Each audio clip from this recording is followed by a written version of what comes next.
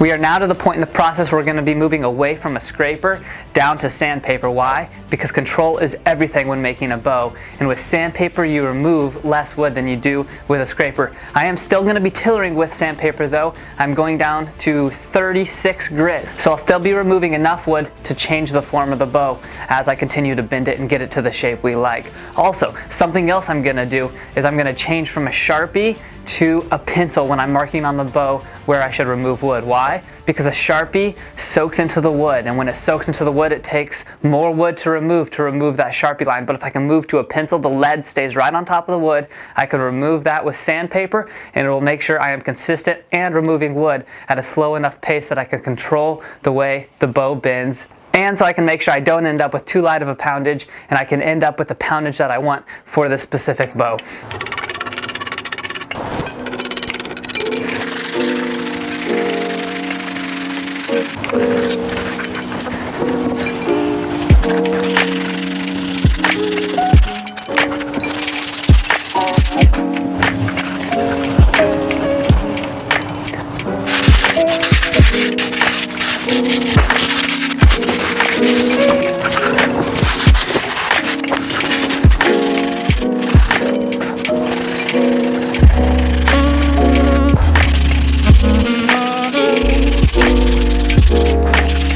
We've got a problem and I don't like it. The string holding the split down in the bow is starting to come off.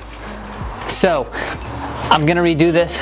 What I'm gonna do is where the little crack is, I'm gonna try to inject some glue into there, and then I'm gonna rewrap it, and I'm gonna wrap the entire handle instead of just this top inch. Because the whole handle is going to be wrapped anyway, might as well take extra precaution, because if the bow breaks right there on the hand, that's going to blow up my hand. I actually don't know how bad, but I don't want to risk it, so I'm going to do that real quick, and then I'll have to let the glue dry. So let's get right to it, and I'll see you tomorrow. That string actually broke. It didn't come unraveled, so I think I'm going to wrap it the same way. Right now I am just injecting, pushing as much glue down in there as possible.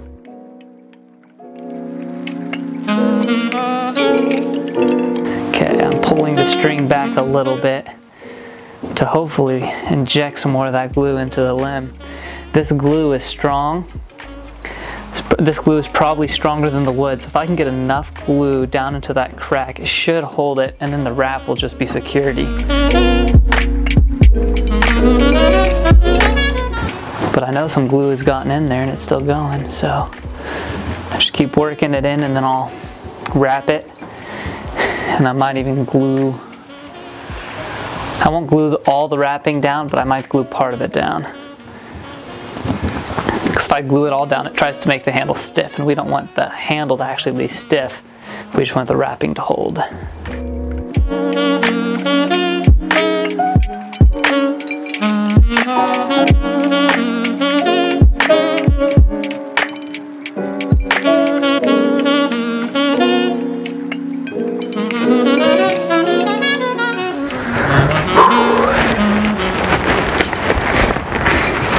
Man, it's cold this morning.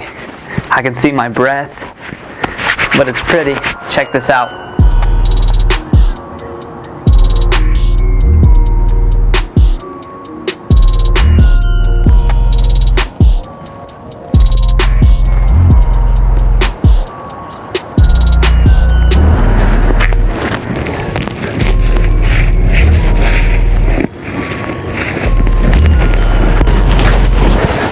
but will not stop us. So let's finish tillering this bow. I just got the bow strung up to the final brace height. How you measure brace height is you measure from the back of the bow to the string, rather than from the inside of the bow. Because if you measure from the inside of the bow, your handle depth changes depending on the kind of bow you're making, so it won't be consistent. So you always want to measure from the back. I've got 8 inches, I'll probably finish up around 7.5 inches, so it might be even a little too tight now. I think as I start moving this, it'll stretch out. It normally does lower about 1/2 inch for me. A quick update on how the crack in the glue drying went. You can still see the crack there, but there is glue in that crack right here, and it is not separated at all. No crackling sound, so that is really good. Makes me really excited. And so we are gonna throw this back on the tillering board, finish sanding it. Let's go.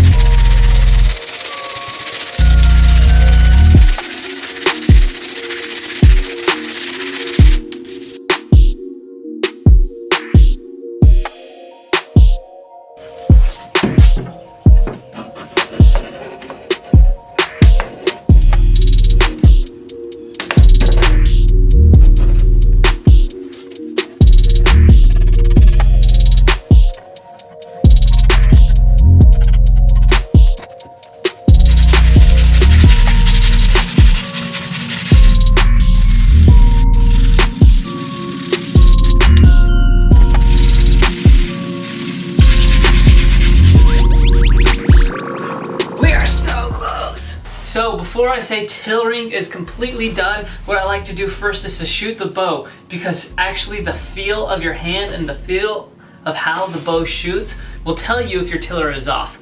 So before it's completely finished sanded, I'm gonna shoot the bow to make sure that it feels good in the hand, releases smoothly, and if it does so, then all we have left is finish sanding. Now, it's not the end of the world if it feels really bad, because then your tiller's probably off, but you can still correct that with sandpaper. That's why you want to shoot it before you are at your actual draw weight poundage you want. You want to be 5 to 10 pounds over at least before you shoot the bow, especially because with final sanding, you're going to either gain 2 inches in draw length or lose 5 to 10 pounds of draw weight, depending on what your draw is going to be. So, it's time.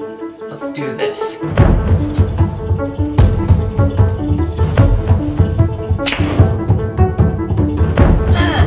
That actually felt really good. That's exciting. I haven't shot this bow in forever. Oh man. Alright, I gotta shoot again.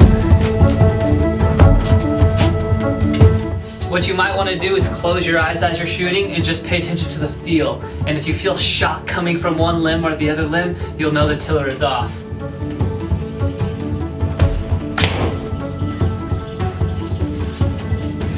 Now before you close your eyes though, aim at the target because you don't want to miss it.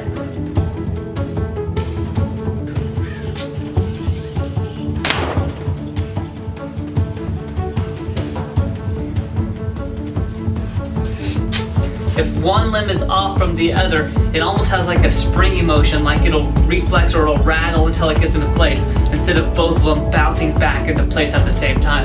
And with this bow, I need to keep shooting it a couple more times, but I think the top limb is bending quite a bit more than the bottom limb. Let's take another shot and let's see how it feels.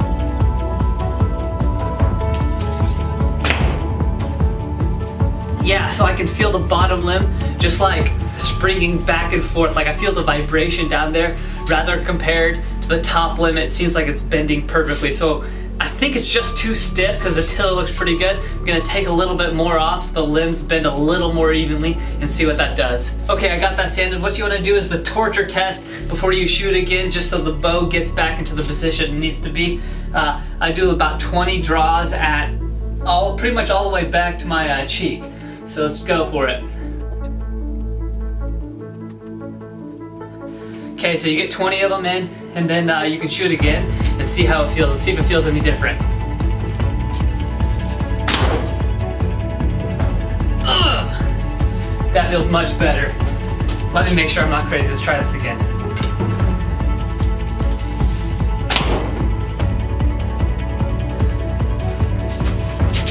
may have a little more to take off. Let's see.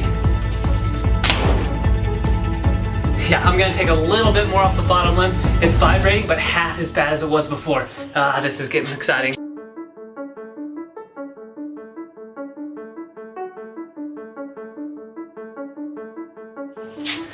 And we're back to the,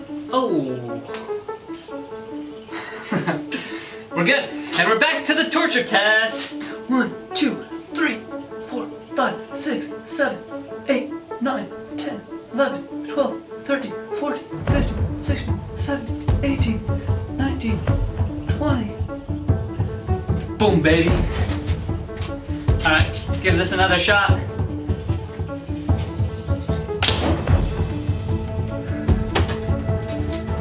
Oh yeah. It's incredible when it's this smooth. I have a new favorite bow. I don't even got a soft handle on it and it's shooting like butter.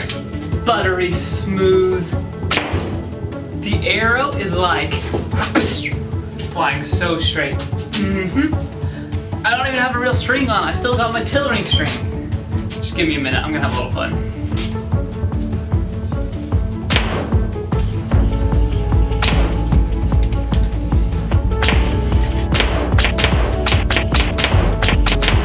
Okay, this is shooting so buttery smooth, less hand shock in this bow with the working handle bow than most of the other bows I've made where the handle isn't even working, which shows you that the tiller is doing really well. The arrows are shooting straight, it's not slapping my arm at all. Brace height is staying consistent. They're flying fast, super happy. But now we have to do the final sanding on this bow. We're gonna sand it down to an extreme smooth paper towel finish. But that is it for today. If you like this content, would you mind telling one friend about it? I would really appreciate it so that they're not gonna miss out. And so that you don't miss out, how about you go ahead and just sling an arrow just like that right at the subscribe button. I would really appreciate it. Also, for all you who are still here, thank you so much for watching my videos. The quote of the day is, perseverance is the hard work that you do after the hard work that you already did. Thank you for joining me. Have a wonderful day.